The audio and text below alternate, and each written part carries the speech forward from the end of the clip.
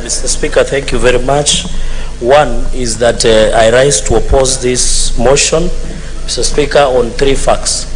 History will judge us harshly.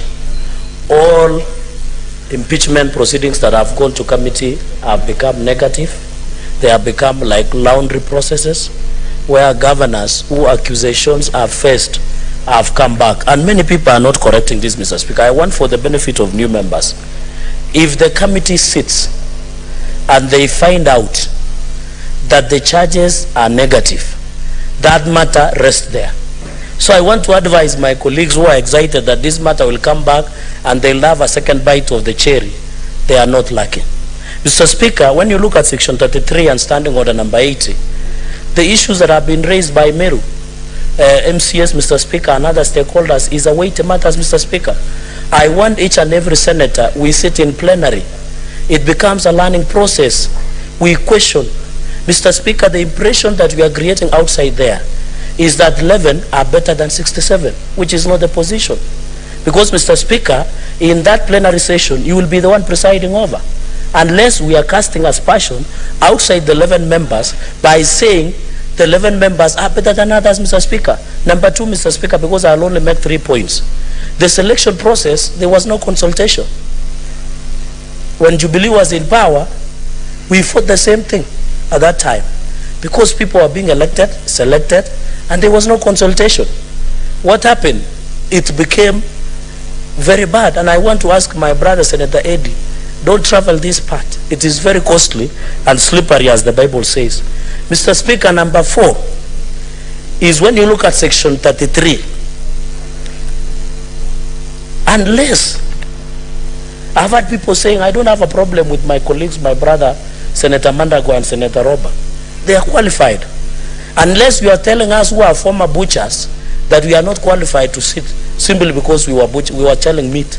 We were butchers in Mosoria Trading Center. We are not qualified to sit there. These members, including my sister, Senator Crystal, can sit in that committee. Mr. Speaker, this is a travesty of injustice. And my worry, the people of Meru shall not receive justice. Either Meru will hang on the strings of guitar, or in the words of Beyond Politics, a conversation with Cry to Murungi, who described the accused as a political fraud, both religion and political.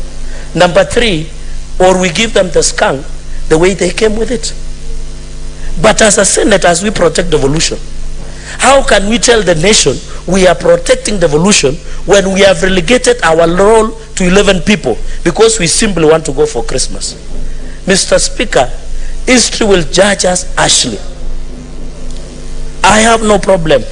All these people are competent, but the process on how it was arrived. What is your point of order, Senator I hope Joyce? you will hold my time, Mr. Speaker. What is your point of order, Senator Joyce?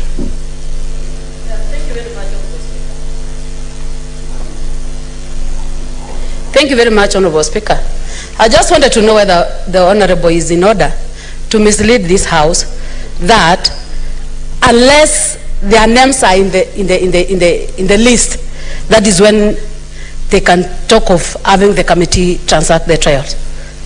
Because he is alleging that because he was a pusher, he is not in the list. Is he in order, Honorable Speaker? Cherargei, is it true that you are a butcher before you made it here? Mr. Speaker, conclude, please. Some of us who are come from harsh background, we had to do everything to survive. And with tremendous respect to my sister, I don't want to respond along that line. My concern is this. Let us stand with the people of Meru. I want Governor Kagwira Mwangaza receive justice. I want the people of Meru to receive justice. I want MCS to receive justice. But Mr. Speaker, if we allow this motion to pass, this will be the greatest injustice that will ever be presided at the inaugural stages of this Senate, Mr. Speaker. And therefore, we don't have a doubt. Then in future, anything that concerns counties, we should send the former governors to go and do it. And then we go and sleep. We go and sleep, Mr. Speaker, if that is the situation. Because even you, Mr. Speaker, you should have sat in that committee. Mr. Speaker, they refer to former governors. What is your point of order, Senator Roberts? Hold my time.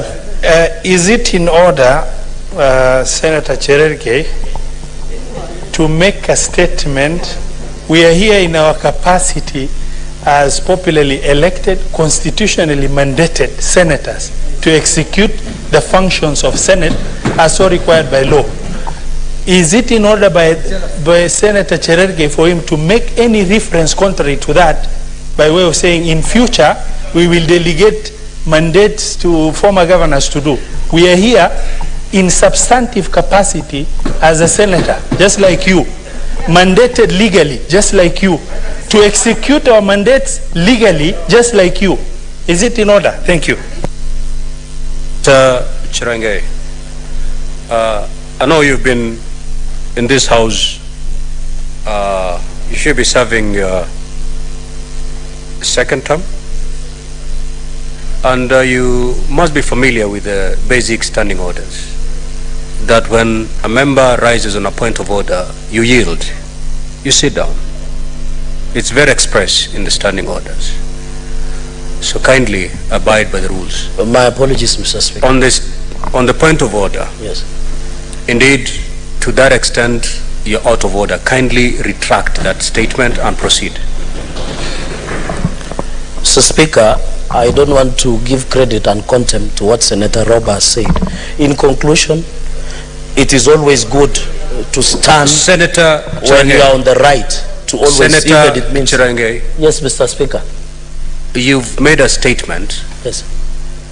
to the extent that in future, any matters touching on counties, we can as well just send governors, former governors. It is that statement that you need to retract. Okay.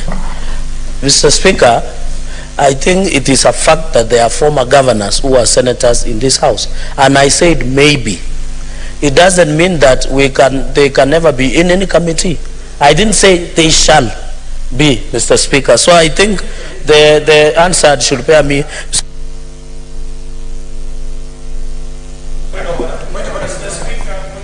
Senator Wamatinga and Senator Cherargei, with that way of prosecuting business, you will be finding yourself not in the best position going forward.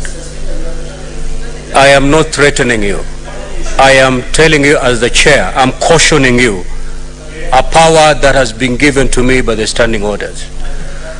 Senator Wamatinga. Thank you very much, Mr. Speaker, sir. I stand to support the motion. Mr. Speaker, sir, let me start by saying that whenever I close that bar, or any other senator closes that bar, I do not look at them in terms of gender. I look at them like honorable members of this House. Mr. Speaker, sir, I'm a businessman and I know where we have organizational structures. I know where you delegate responsibilities, and I do also understand the efficiency of